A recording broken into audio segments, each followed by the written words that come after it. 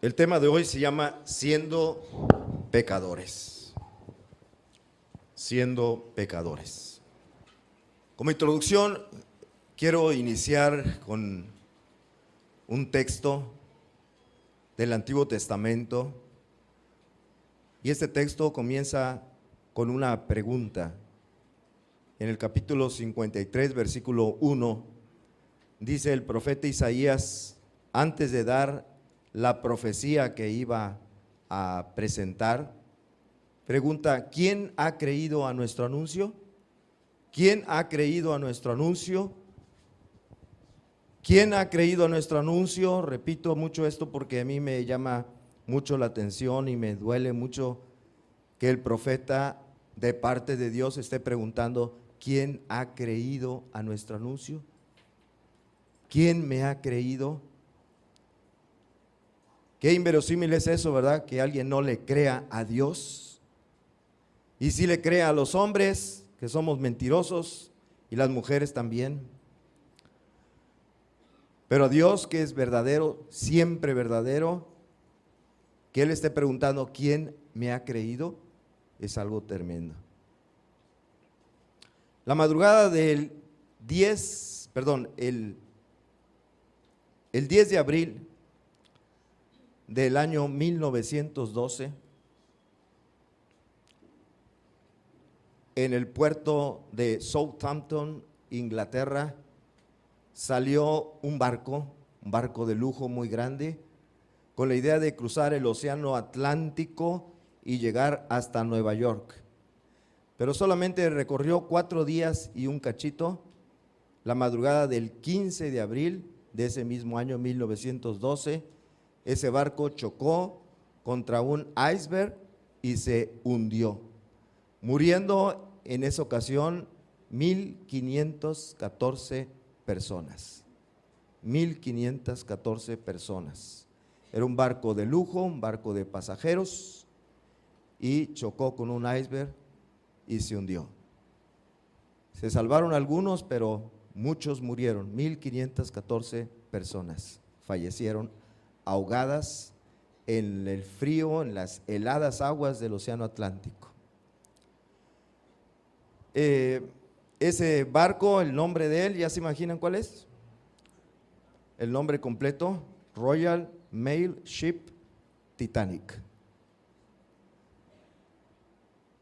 Este episodio de la vida real se ha vuelto muy conocido porque se ha popularizado por medio del cine, en películas, ¿verdad? La última con Leonardo DiCaprio y la otra no me acuerdo cómo se llama.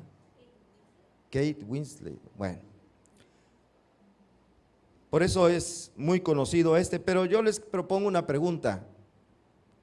Si esas 1,514 personas que se iban a ahogar en el barco hubieran sabido lo que iba a pasar, si hubieran sabido que ese barco iba a chocar con un iceberg, se iba a hundir y ellos se iban a ahogar, pregunto, ¿hubieran abordado el barco?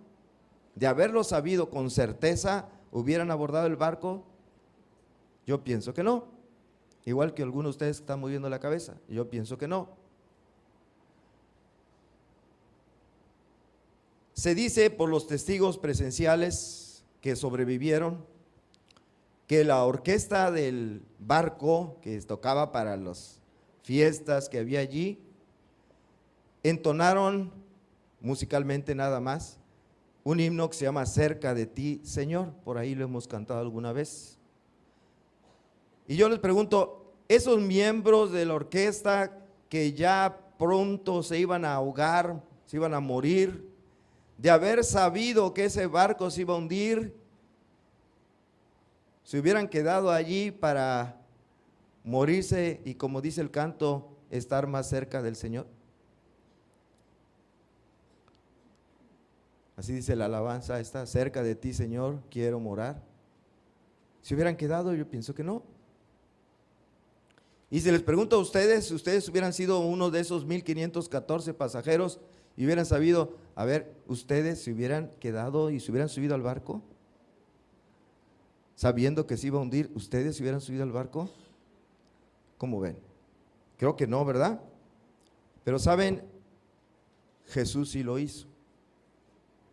Jesús sí lo hizo. Ahorita me voy a explicar por qué digo esto, pero para eso pasamos ahora al punto número 1 y dejamos la introducción. Entrando al nido de víboras venenosas. Lucas capítulo 19, versículos 29 al 38. Lucas 19, 29 al 38 nos narra aquí la Biblia lo que el día de hoy estamos recordando.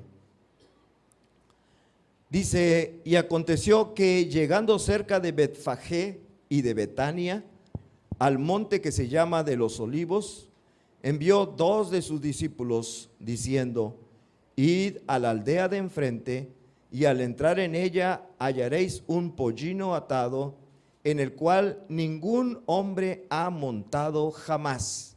Desatadlo y traedlo. Y si alguien os preguntare por qué lo desatáis, le responderéis así: porque el Señor lo necesita. Oiga, qué abusivo el Señor, ¿verdad? ¿Saben que Él es dueño de todo? ¿Quién es el dueño de ese pollino realmente? El Señor. Así como Él es dueño de tu casa, de tu carro, de tus muebles, de tu refrigerador, de tu estufa, Él es el dueño de todas las cosas. El Señor lo necesita. Fueron los que habían sido enviados y hallaron como les dijo. Y cuando desataban el pollino, sus dueños les dijeron: ¿por qué desatáis el pollino? Ellos dijeron: porque el Señor lo necesita. Y lo trajeron a Jesús, y habiendo echado sus mantos sobre el pollino, subieron a Jesús encima, y a su paso tendían sus mantos por el camino. Cuando llegaba ya cerca de la bajada del monte de los Olivos, toda la multitud de los discípulos, gozándose, comenzó a alabar a Dios a grandes voces por todas las maravillas que habían visto, diciendo: bendito el Rey que viene en el nombre del Señor, paz en el cielo y gloria en las alturas. Hoy, como decía, recordamos este hecho histórico que sucedió hace como 2000 años. En un domingo como hoy, el Señor Jesús entró a la ciudad de Jerusalén.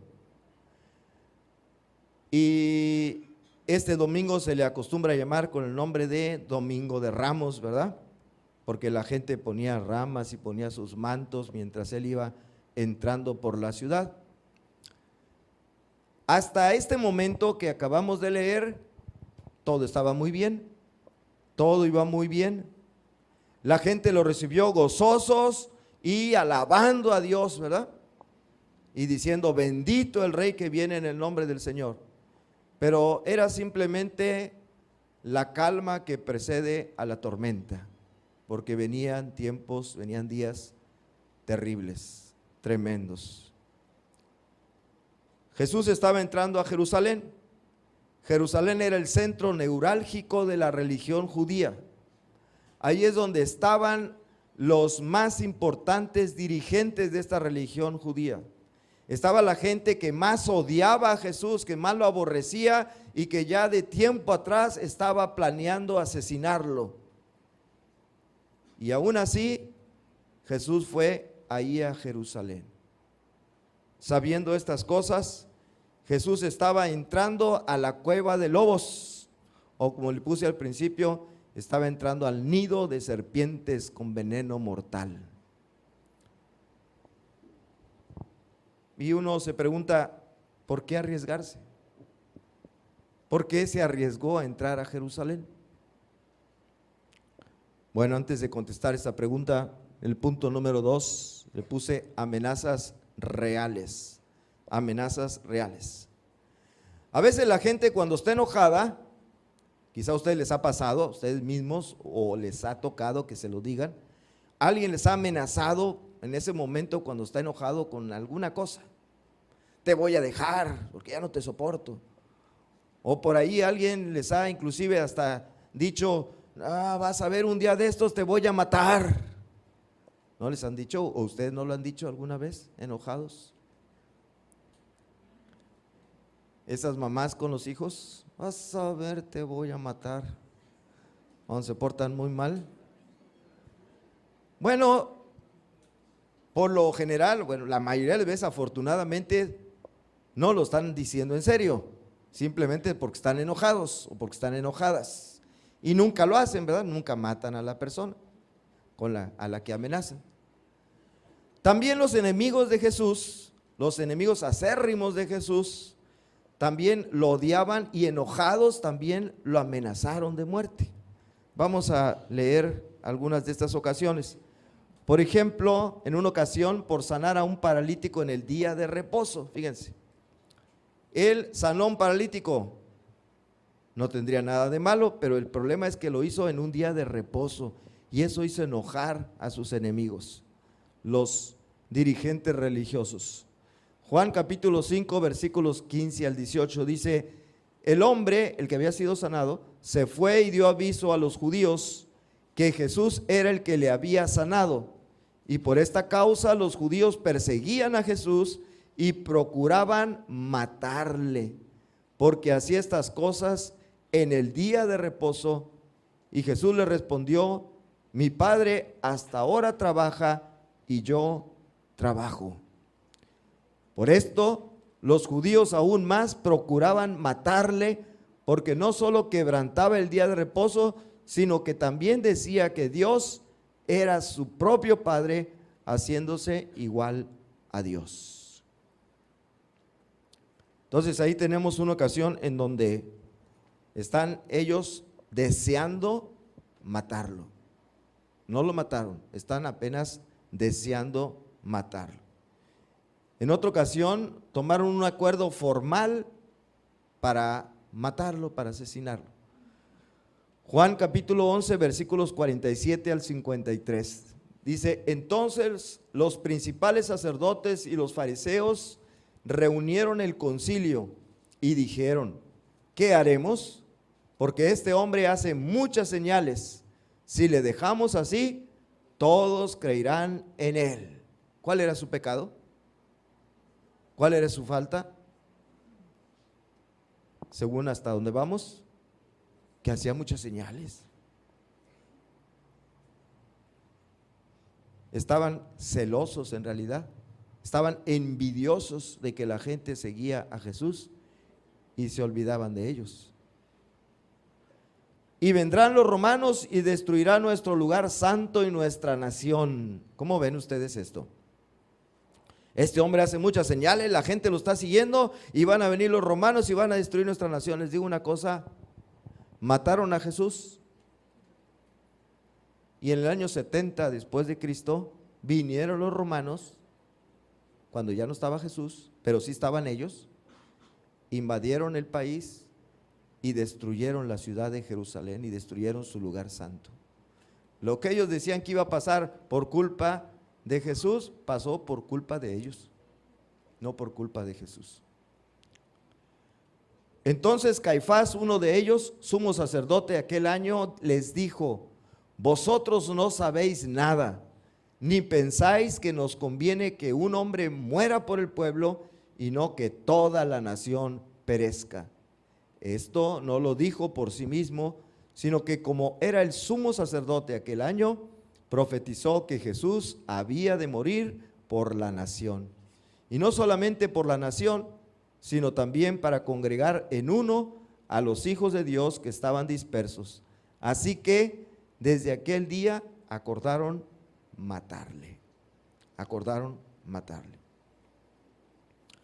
Pero sus amenazas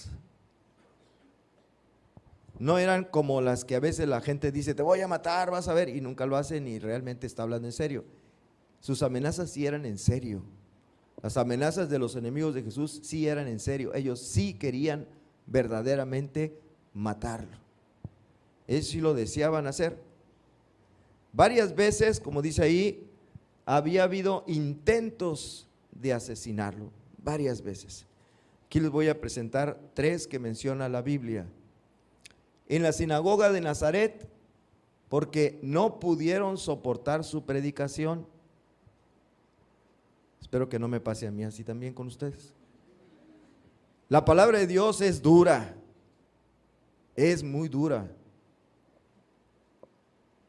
No se anda endulzando Dios para decirnos las cosas. Nos las dice bien fuerte y a veces eso ofende, molesta. Y Jesús predicaba y se ofendía a la gente. Y en una ocasión, en su propia ciudad donde él se crió, Nazaret, fue a la sinagoga y empezó a hablar, leyó una parte de las escrituras y dijo: hoy se ha cumplido esta escritura delante de vosotros. Y luego les dijo que muchos leprosos había en Israel, pero solamente fue enviado el profeta para sanar a una persona que era extranjera, Naamán, ¿verdad? Y también muchas viudas había, pero fue enviado el profeta a ayudar a una viuda de otra nacionalidad. Y eso les llenó de coraje a los israelitas. Y vamos a ver qué pasó. Lucas 4, versículo 28 al 30 dice: al oír estas cosas, todos en la sinagoga se llenaron de ira y levantándose, le echaron fuera de la ciudad y le llevaron hasta la cumbre del monte sobre el cual estaba edificada la ciudad de ellos, para despeñarle. Mas él pasó por en medio de ellos y se fue. Lucas 4, del 28 al 30. ¿Cuál fue su problema? No pudieron soportar la predicación. Fue dura y dijeron: no lo aguantamos, vamos a matarlo. Lo que nos dice nos hiere, nos ofende, no lo aguantamos. Repito, espero que a veces que les he predicado fuerte no estén deseando matarme un día de estos, ¿verdad? Pero así le pasó a Jesús. Y si en el árbol, bueno, ya no digo más, en el seco, ¿qué más no harán? Dice. Cuando Jesús revela su preexistencia. Juan capítulo 8, versículos 56 al 59 dice: Abraham, está hablando Jesús, vuestro padre se gozó de que había de ver mi día, y lo vio y se gozó. ¡Ja! ¿Qué edad tenía Jesús más o menos? ¿30 qué? Ahí dice, miren, por aquí viene, aquí está, miren, andaba cerca de los 50 años, ¿se fijan? No es cierto, no es cierto, ¿verdad? Murió aproximadamente a los 33 años. Bueno, yo creo que estaban tan enojados que hasta parte de la ofensa fue decir lo que era más grande, que aparentaba más edad de la que tenía, ¿verdad? Posiblemente. Bueno, dice: Abraham vuestro padre se gozó que había de ver mi día, y lo vio y se gozó. Entonces le dijeron los judíos: ¿aún no tienes 50 años y has visto a Abraham? Jesús les dijo: de cierto os digo, antes que Abraham fuese, yo soy. Tomaron entonces piedras para arrojárselas, pero Jesús se escondió y salió del templo, y atravesando por el medio de ellos, se fue. Ahí tenemos otro intento de matarlo. Van dos. Uno tercero, por igualarse a Dios. Juan capítulo 10, versículo 30 al 33, y me brinco al 39. Dice: yo y el Padre uno somos. Esto lo dijo Jesús. Entonces los judíos volvieron a tomar piedras para apedrearle. Jesús les respondió: muchas buenas obras os he mostrado de mi Padre, ¿por cuál de ellas me apedreáis? Le respondieron los judíos diciendo: por buena obra no te apedreamos, sino por la blasfemia, porque tú, siendo hombre, te haces Dios. Y el 39 dice: procuraron otra vez prenderle, pero él se escapó de sus manos. Ellos habían amenazado con matarlo, pero no nomás eran amenazas, también eran reales esas amenazas. Ellos querían verdaderamente matarlo. Bueno, y ahí va Jesús a Jerusalén. Ahí nos quedamos, ¿verdad? Jesús iba entrando a Jerusalén. Hubo alabanzas, hubo gozo, bendito el rey que viene en el nombre del Señor. Bien bonito, pero ahí estaba esa gente que quería matarlo, ahí estaban en Jerusalén. Bueno, vamos al siguiente punto. Jesús sabía lo que le pasaría. Miren, a diferencia de los 1514 pasajeros que junto con el barco se hundieron y se ahogaron en las frías aguas del océano Atlántico, ellos no sabían y por eso se subieron al barco, no sabían lo que les iba a pasar. Se subieron muy contentos, pensando que le iban a pasar a todo dar y que iban a llegar al otro lado, a Estados Unidos. No sabían lo que sucedería, pero Jesús sí sabía lo que le iba a pasar. Esa es la diferencia muy grande. Por eso dije, Jesús, les pregunté, ¿ustedes lo harían? ¿Ustedes se subirían al barco? Me dijeron, no. Yo les dije, Jesús sí. Él sabía lo que le iba a pasar en Jerusalén y de todas maneras se subió al barco. Fue a Jerusalén. Lo sabemos porque Él les dijo a sus discípulos con anticipación lo que le iba a pasar. La primera vez, Mateo 16, versículo 21.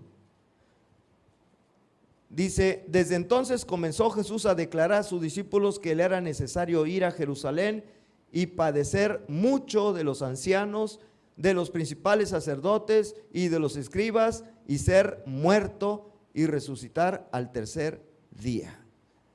Él ya sabía y se los dijo a sus discípulos, voy a ir a Jerusalén y ahí voy a padecer de los dirigentes religiosos y luego me van a matar, pero voy a resucitar al tercer día.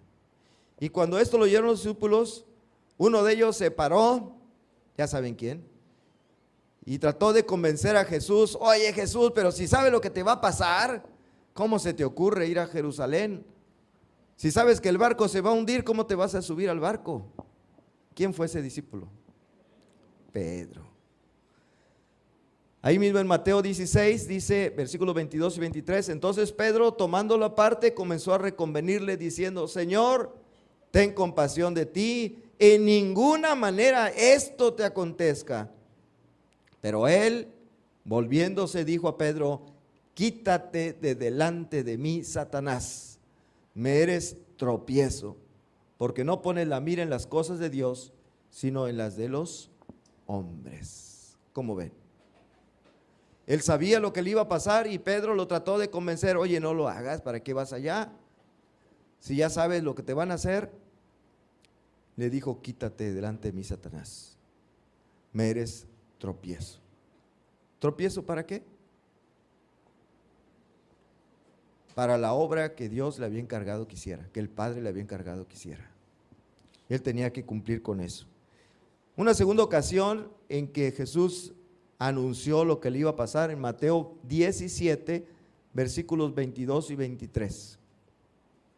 Estando ellos en Galilea, Jesús les dijo, el Hijo del Hombre será entregado en manos de hombres y le matarán, mas al tercer día resucitará. Y ellos se entristecieron en gran manera. Les está diciendo Jesús lo que le iba a pasar. Él ya sabía eso. Y la tercera ocasión fue más específico todavía, fíjense. Mateo 20, versículos 17 al 19. Subiendo Jesús a Jerusalén, tomó a sus discípulos aparte en el camino y les dijo, he aquí subimos a Jerusalén y el Hijo del Hombre será entregado a los principales sacerdotes y a los escribas y le condenarán a muerte y le entregarán a los gentiles para que le escarnezcan, le azoten y le crucifiquen, mas al tercer día resucitará. Ahí está siendo bien específico, ¿verdad? En esta tercera ocasión está diciendo exactamente lo que él iba a padecer, a manos de quién iba a padecer y cómo iba a morir. ¿Cómo iba a morir? No iba a ser apedreado como lo trataron de hacer antes, sino iba a ser crucificado.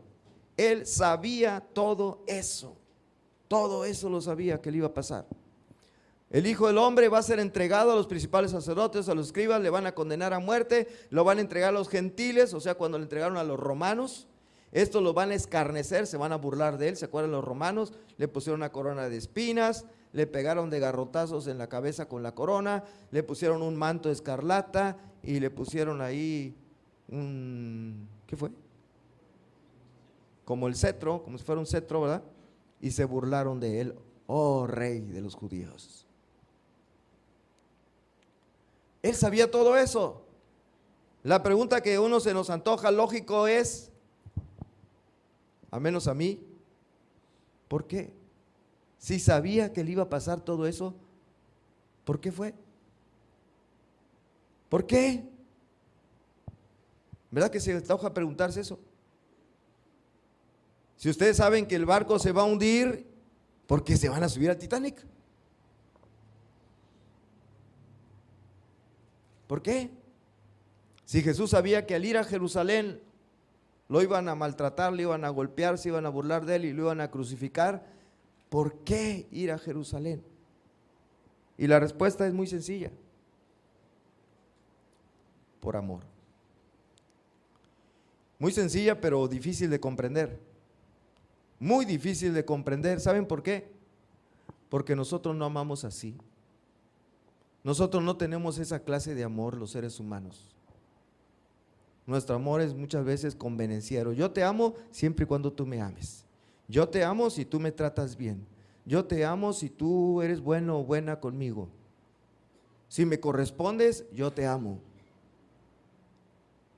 Pero así no fue el amor del Señor.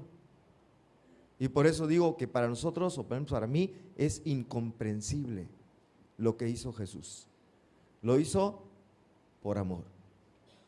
Dice la palabra de Dios en Juan 3:16, porque de tal manera amó Dios al mundo, que ha dado a su Hijo unigénito, para que todo aquel que en él cree no se pierda, mas tenga vida eterna. ¿Lo podemos repetir? Porque de tal manera amó Dios al mundo, que ha dado a su Hijo unigénito, para que todo aquel que en él cree no se pierda, mas tenga vida eterna.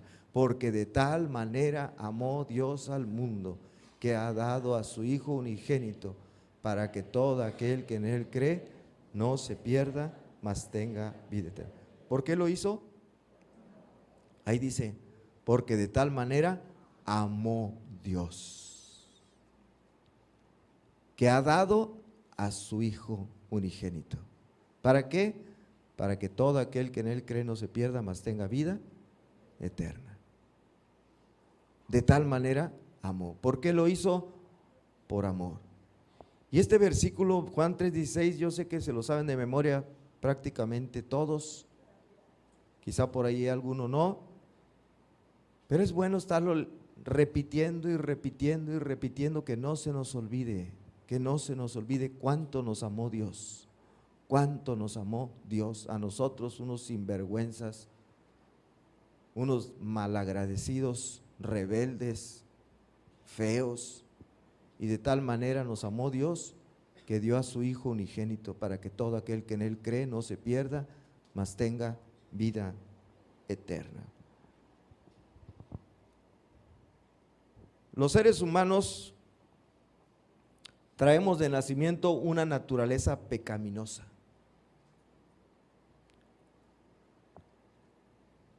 Desde Adán y Eva heredamos una naturaleza pecaminosa. Esto quiere decir que tenemos una inclinación por hacer el mal. ¿Y saben qué?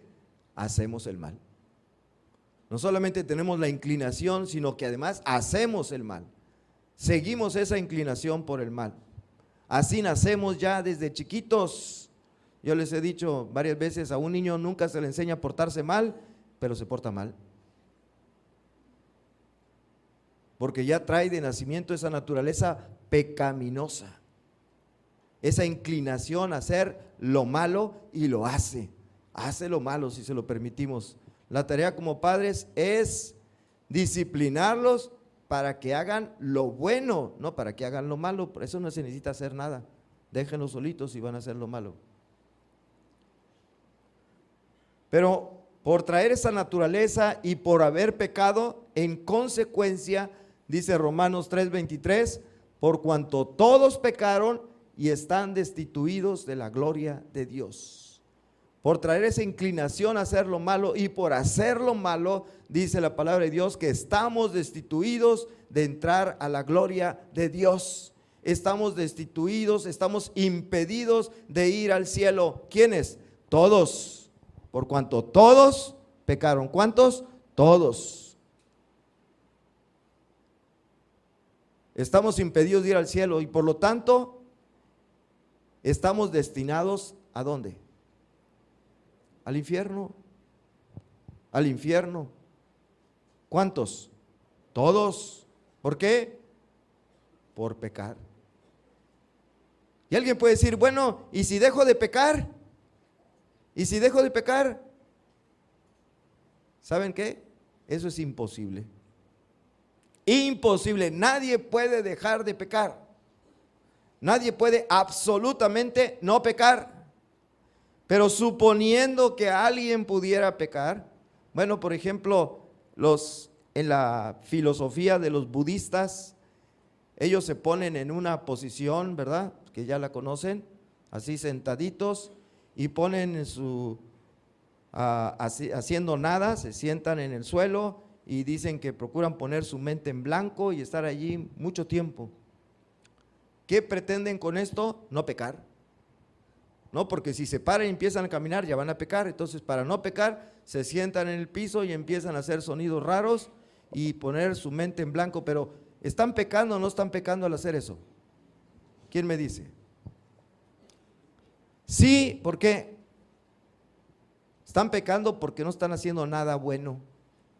No están haciendo nada malo, pero tampoco están haciendo nada bueno, y dice la Biblia que al que sabe hacer lo bueno y no lo hace, le es pecado. Están pecando por no hacer algo bueno, por no ponerse a hacer cosas buenas, sino por estar de flojonazo sin hacer nada. Eso es pecado también. Los budistas así son. Si dejáramos de pecar, imposible, no podemos dejar de pecar, pero suponiendo que alguien pudiera dejar de pecar, ¿por eso ya va a tener entrada al cielo? No, ¿por qué? Porque ya pecó. Por todos los pecados que ya cometió antes. Todos esos pecados que ya no valen. Imagínense ustedes a un convicto, un homicida, un criminal que hubiera matado a, no sé, hoy decir 15 es poquito, ¿verdad, Josué? Si digo alguien que ha matado a 15 personas es poquito. Pero vamos a suponer, alguien que ha matado a 15 personas y entonces es llevado a juicio, es encontrado culpable y se le condena a cadena perpetua. Pero él se para y dice, hey, un momento, no me pueden condenar a esto. ¿Por qué? Porque bueno, sí, yo maté a 15 personas, pero hace un año que no mato a nadie. Desde hace un año ya no he matado a nadie, por lo tanto, como ya no he matado, ya no me condenen. ¿Se vale? Entonces se valdrá que alguien diga, como ya no he pecado en los últimos días, ya no me condenes, Dios, porque ya no he pecado últimamente, me he vivido una vida perfecta, santa, sin pecar. Bueno, ¿y todos los pecados que cometió qué? ¿Y todos los homicidios que cometió qué? ¿Ya se le van a pasar por alto? No. Se va al infierno. Entonces, ¿qué podemos hacer para que Dios nos perdone los pecados y entrar al cielo? ¿Qué podemos hacer? ¿Qué podemos hacer nosotros? ¿Qué obra podemos hacer para que Dios nos perdone los pecados y podamos entrar al cielo? ¿Saben? La respuesta es nada. No podemos hacer nada. Nada. Pero Dios sí puede y lo hizo. Dios sí puede. Nosotros no podemos hacer nada para que nuestros pecados sean perdonados, pero Dios sí puede. Él es todopoderoso. Él sí puede y lo hizo. Primera de Juan, capítulo 4, versículos 9 y 10 dice, en esto se mostró el amor de Dios para con nosotros, en que Dios envió a su Hijo unigénito al mundo para que vivamos por Él. En esto consiste el amor, no en que nosotros hayamos amado a Dios, sino que Él nos amó a nosotros y envió a su Hijo en propiciación por nuestros pecados. Nosotros no lo amamos a Él, Él nos amó a nosotros y envió a su Hijo en propiciación por nuestros pecados. En otras palabras, para que nuestros pecados fueran perdonados. Dios hizo lo necesario, no nosotros, porque nosotros no podíamos hacer nada, absolutamente nada, sino Dios hizo lo necesario para que nuestros pecados fueran perdonados. Envió a su Hijo. Envió a su Hijo. Dice, en propiciación por nuestros pecados, porque Él nos amó a nosotros, no porque nosotros lo hubiéramos amado a Él. Ahora, ¿qué hizo su Hijo? ¿Qué hizo su Hijo en propiciación por nuestros pecados? ¿Qué hizo Él para que nuestros pecados fueran perdonados?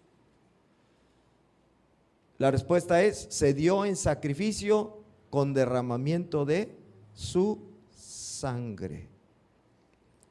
Porque sin derramamiento de sangre, dice la palabra, no hay remisión de pecados. Se dio a sí mismo en sacrificio, un sacrificio con derramamiento de su sangre. Y con esa sangre nuestros pecados son perdonados.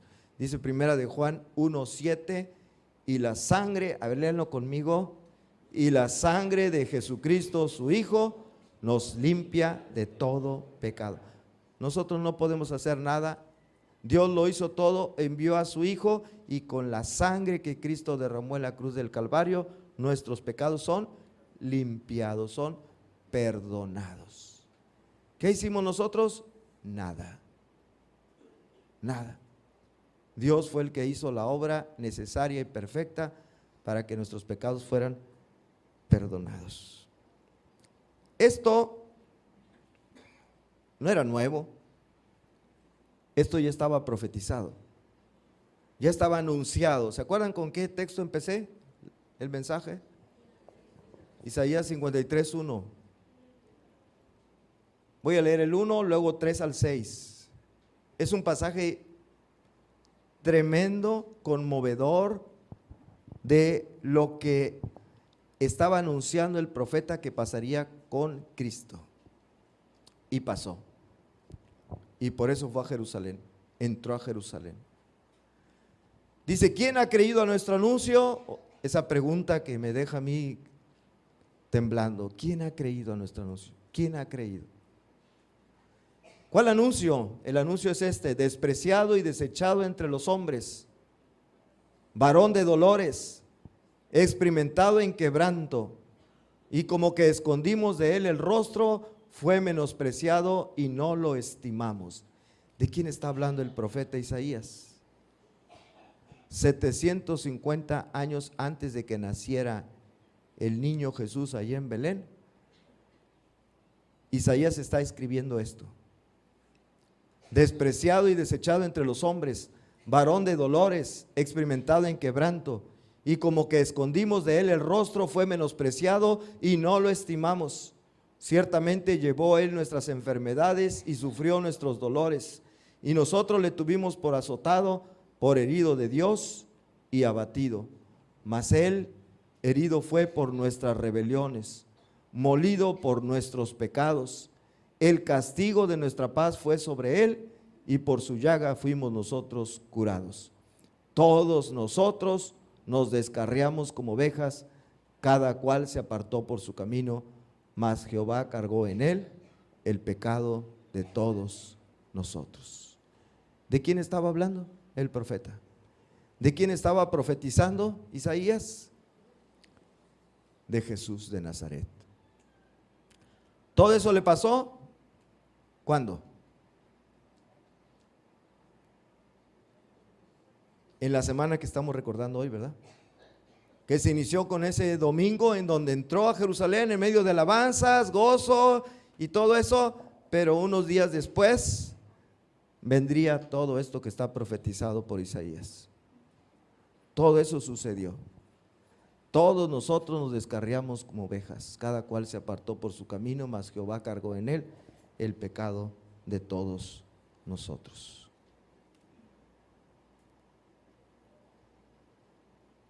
¿Por qué fue Jesús a Jerusalén?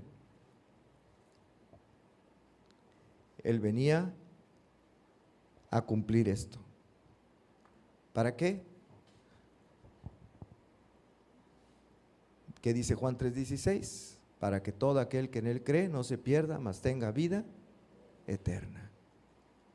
Para eso. Por amor. Vamos a la conclusión. Está un poquito larga, así que vamos despacio.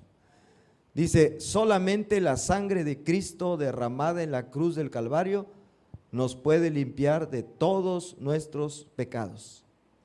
Por esto, Jesús fue y entró en Jerusalén, sabiendo que lo arrestarían, lo juzgarían injustamente, lo azotarían y en medio de burlas lo crucificarían derramando su sangre.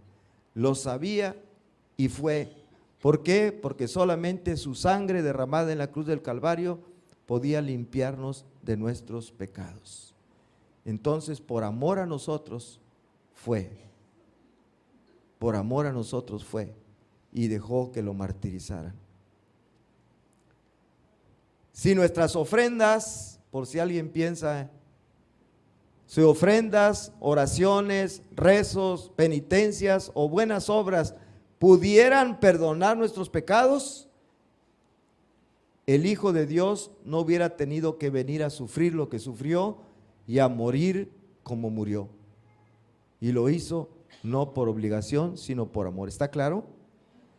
Si por medio de nuestras acciones, de nuestras buenas obras, de nuestro dinero, de lo que quieran ustedes hacer con el esfuerzo humano, si se pudiera de esa manera obtener el perdón de los pecados, Jesús no hubiera venido a padecer. Hubiera dicho, no, pues que ellos hagan lo que tienen que hacer y yo, ¿para qué sufro? ¿Para qué dejo que me maten como lo mataron? Si pueden pagar dinero, como por ahí en algún tiempo se usó, pague dinero y el alma de su familiar se va a ir al cielo. Si eso fuera cierto, Jesús no hubiera venido a morir por nosotros. ¿Para qué? ¿Para qué tanto sufrimiento? Si se podía comprar la salvación con dinero, si se podía comprar la salvación con buenas obras, si se podía comprar la salvación con oraciones o con rezos o misas o lo que ustedes quieran, si así se puede lograr la salvación, ¿para qué Jesús iba a venir a padecer todo lo que padeció? Pero no se podía y por eso Él lo hizo, no por obligación, sino por amor. Solo hay un requisito de nuestra parte para que la sangre de Cristo nos limpie de todo pecado. Y ese requisito ya lo leímos en la cita anterior. ¿Cuál es? Para que todo aquel que en Él cree. Juan 3:16. ¿Cuál es el requisito? Creer. Creerlo. Creerlo en verdad. Y ese creer produce una transformación en la vida de la persona que realmente cree. Porque no se puede entender y creer lo que Jesús hizo por nosotros y seguir igual. No se puede. El que dice que cree y sigue igual es porque realmente no creyó y está condenado al infierno todavía. Pero aquel que cree, dice, no se pierda, mas tenga vida eterna. Esa es la parte que nos corresponde. Así que yo te pregunto, ¿crees? ¿Crees? ¿Tú lo crees? Señor, te imploro que tu palabra pueda tocar por medio de tu Espíritu Santo a todos los presentes, para que esa fe que es un don tuyo pueda nacer, si es que no lo ha hecho, en cada corazón, especialmente los invitados, las invitadas, que puedan salir hoy con esa fe en Cristo Jesús, como esa dádiva de Dios que fue sacrificado por nuestros pecados, que derramó su sangre para limpiarnos de nuestros pecados. que esa fe, Señor, tú les pongas y no salgan de aquí sin haber verdaderamente creído, y conmovidos, tú les dirijas para vivir una vida nueva, ese nuevo nacimiento que tu palabra nos habla. Es un nacimiento espiritual. Gracias, en Cristo Jesús te lo imploramos. Amén. ¿Creen? ¿De veras creen? Me voy a atrever porque dice la Biblia que, y lo platicaba yo la vez pasada, Pablo estaba predicando cuando estaba siendo juzgado por Agripa, por Festo, y estaba también su esposa de Agripa y otras personas. Y él le predicó el mensaje del evangelio. Y después que terminó, ¿qué hizo?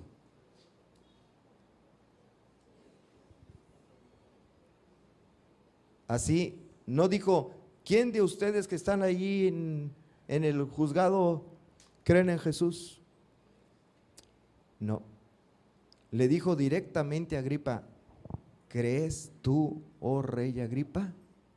Se lo preguntó directamente. Yo le quiero preguntar a su familiar, hermana, ¿cómo? Marisa, ¿cree en Jesucristo como el Hijo de Dios que dio su vida en la cruz por sus clavos? Amén. El que está al lado, amén. Dios bendiga. Y por allá Keila, pues ya sé que sí también, ¿verdad? ¿Alguien más? Lo hago personalmente, así lo hizo Pablo también. ¿Crees, oh rey Agripa? Bueno, vamos, muchas gracias a Dios. No sé, no conozco el contexto de donde vengan, pero Dios quiera que sí, así sea. Bueno, y a todos los demás, ¿todos creen? ¿De veras, de veras? Hay una pregunta para ustedes que dicen que ya creyeron en Jesús y que ya tienen tiempo de haber creído y siguen creyendo, porque a todo el que cree está en presente, no está en pasado. ¿Sí se han fijado? Juan 3:16 está en presente, para que todo aquel que en él creyó, no dice cree. Si ya creíste, tus pecados han sido perdonados, pero ¿ya dejaste de pecar?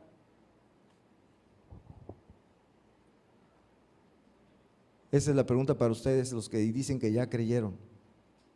¿Ya dejaste de pecar? ¿Sí se dan cuenta de lo que costó el perdón de nuestros pecados? ¿Sí entienden lo que costó el perdón de nuestros pecados? Todo lo que le costó a Dios Padre y a su Hijo para que nuestros pecados fueran perdonados, ¿lo entendemos bien? Y entonces, como entiendes lo serio, lo grave que es el pecado, ¿ya dejaste de pecar? ¿Verdad que no? ¿Verdad que no? Si somos sinceros, no. A pesar de saber el precio tan alto que Cristo tuvo que pagar por nuestros pecados, seguimos pecando. A pesar de saber que nos amó tanto, que sufrió el martirio de la cruz, seguimos pecando. Qué feos, ¿verdad? Qué feos. Qué feos somos. Mira al de al lado y no le digas nada, pero di, qué fea persona eres. No, no es para reír, es para temblar, de veras. Es para temblar. Todo lo que le costó al Señor y luego nosotros seguimos pecando como si nada.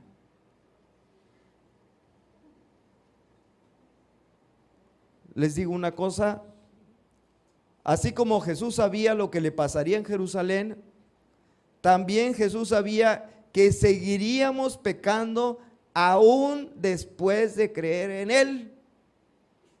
¿Sí o no? De todas maneras fue a la cruz y murió por nosotros. Y me vuelvo a preguntar, ¿por qué? Él sabía lo que le iba a pasar a Jerusalén, pero fue. Porque su sangre derramada en la cruz del Calvario serviría para el perdón de nuestros pecados a todo aquel que en Él cree. Bueno, ya nosotros entendemos eso, lo hemos creído y aún así seguimos pecando, y Jesús sabía que después de que nuestros pecados fueran perdonados y haber creído en Él, seguiríamos cometiendo pecados. Y aún sabiendo eso, Él fue a la cruz y murió por nosotros. ¿Por qué?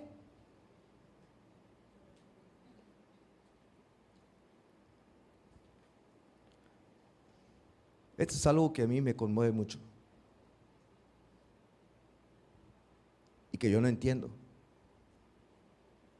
Yo no lo entiendo. Pero dice Romanos 5:8, mas Dios, léanlo conmigo, mas Dios muestra su amor para con nosotros en que siendo aún pecadores, Cristo murió por. No dice en que fuimos pecadores, dice siendo aún presente, tiempo presente, siendo aún pecadores, Cristo murió por nosotros. Qué tremendo esto, ¿no? Se los voy a poner así para que, a ver, sobre todo los varones casados. ¿Cuántos varones casados hay aquí? Levanten la mano. ¿Sí? Y todavía están casados, no han enviudado. Muy bien, bajen la mano. Va para ustedes. Imagínense ustedes aquel día en que conocieron a aquella muchacha, se enamoraron de ella, fue su novia, se quisieron mucho, y tomaditos de la mano y un besito de lejecitos, poquito, bueno, pero bien enamorados. ¿Y qué hicieron? Me caso con ella, me caso con ella, y se casaron. Ahora supónganse, no estoy diciendo que esté pasando esto, supónganse que esa mujer con la que se casaron les es infiel. Y ustedes,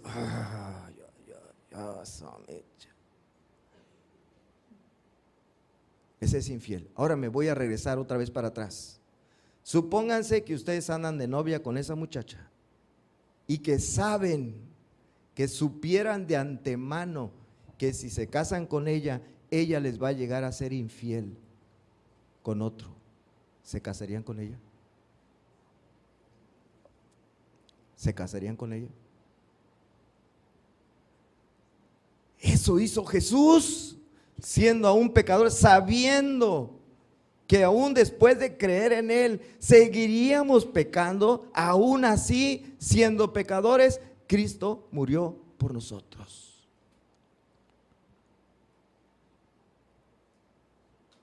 ¿Le entendieron la analogía que hice? ¿Ustedes se casarían sabiendo que les va a ser infiel? Pues Jesús, sabiendo que le íbamos a ser infieles, murió por nosotros en la cruz del Calvario. Y les digo una cosa más tremenda, Efesios 5:25, ¿qué dice? ¿Qué dice Efesios 5:25, maridos? No se lo saben de memoria, qué barbaridad. Esposas, lean, hagan que sus esposos lean este versículo todos los días, al levantarse y al acostarse y al ir por el camino. Maridos, amad a vuestras mujeres, ¿como quién? Como Cristo amó a su iglesia. A la mecha. Así como Cristo, que aún sabiendo de que su iglesia iba a ser pecadora después de haber creído en Él, amó y se murió por ella, se sacrificó por ella. Así nos dice a los esposos, tú también, a pesar de que sepas lo que haga tu mujer, la tienes que amar y sacrificarte por ella, porque así dice la Biblia, ámala como Cristo amó a su iglesia. Y si no, no estás obedeciendo al Señor, para no decirlo más suave. Eso nos manda a nosotros. ¿Es bien difícil ese mandamiento? Sí. ¿Es más difícil que sujétate a tu marido? Eso es bien fácil. Es bien fácil. Pero ámala así como es. Ese está difícil.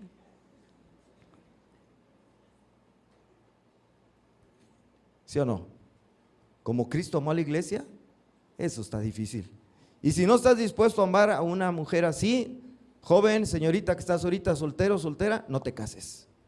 No te cases. Si no vas a amar a tu esposa o a tu esposo así, de esa manera, no te cases. quédate así como estás. Quédate así. Quédate así. Porque Dios te manda a amarla como te salga. Como te salga. Te salió buena, qué bueno, y te salió mala, también.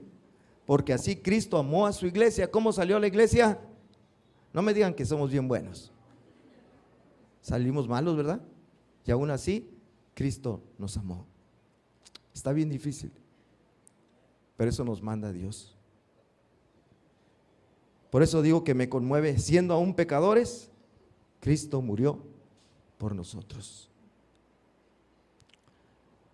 Si Él nos ama siendo aún pecadores, ¿no deberíamos nosotros amar y perdonar a quien nos ofendió y aún nos sigue ofendiendo? ¿Sí o no? ¿Por qué nos llamamos cristianos? ¿Qué hablábamos el domingo pasado? ¿A quién nos debemos parecer los cristianos? ¿A Cristo? ¿O a Aarón? ¿O a Samuel? ¿O a Abundio? ¿O a Josué? Etcétera, etcétera. Dije nombres así los primeros que se me dieron ahorita. ¿A quién nos debemos parecer? A Cristo. Y Cristo nos amó siendo aún pecadores. Entonces nosotros debemos amar a quien sea que nos haya ofendido o nos esté ofendiendo. Así amó Cristo. Y gracias a Dios que así nos ha amado, porque si no estaríamos bien perdidos. Bien perdidos. ¿Dicen amén? Vamos a orar otra vez. ¿Quieren ponerse en pie, por favor? Padre nuestro, gracias por tu palabra. Gracias porque nos amaste.